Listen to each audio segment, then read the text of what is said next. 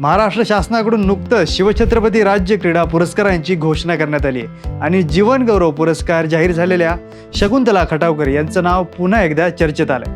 नमस्कार, मी विश्वजित. न्यूज अनकटच्या क्रीडा विश्वमध्ये आपलं स्वागत. शिवछत्रपती राज्य क्रीडा पुरस्कार ही महाराष्ट्र शासनाची एक अत्यंत प्रतिष्ठित सन्मान योजना आहे, जी क्रीडा क्षेत्रात उल्लेखनीय कामगिरी करणाऱ्या खेळाडूंना, प्रशिक्षकांना आणि क्रीडा क्षेत्रातील योगदान देणाऱ्या व्यक्तींना दिली जाते.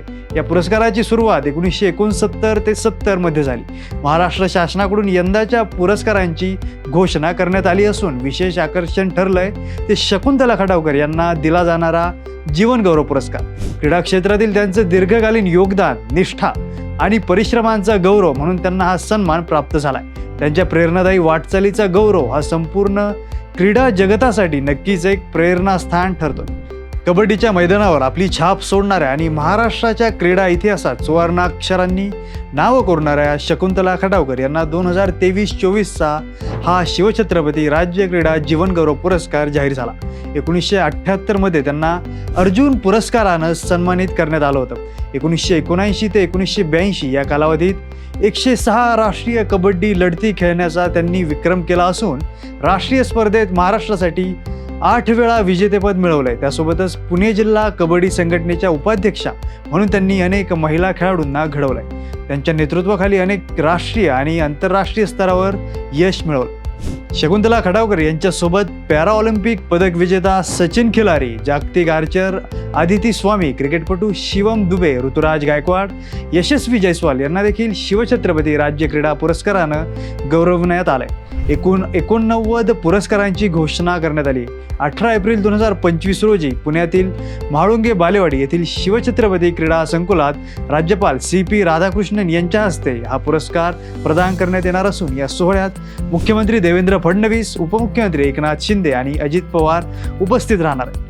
आता जाणून घेऊयात या पुरस्काराच्या विविध प्रकारांविषयी.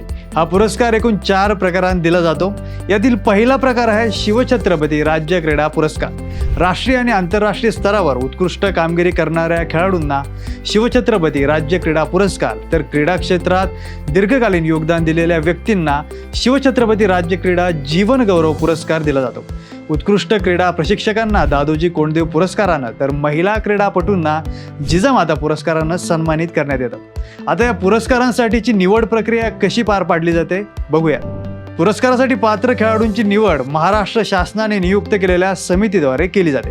या समितीमध्ये क्रीडा क्षेत्रातील तज्ज्ञ, वरिष्ठ अधिकारी आणि संबंधित क्षेत्रातील प्रतिनिधी असतात आणि मग त्यांच्या शिफारशींनुसार अंतिम पुरस्कार विजेते निश्चित केले जातात. शिवछत्रपती राज्य क्रीडा पुरस्कार हा केवळ एक सन्मानच नाही, तर खेळाडूंच्या पुढील वाटचालीसाठी एक नवी प्रेरणा आहे. हा पुरस्कार विजेत्यांना प्रमाणपत्र, रोख पारितोषिक आणि स्मृतिचिन्ह प्रदान केलं जातं.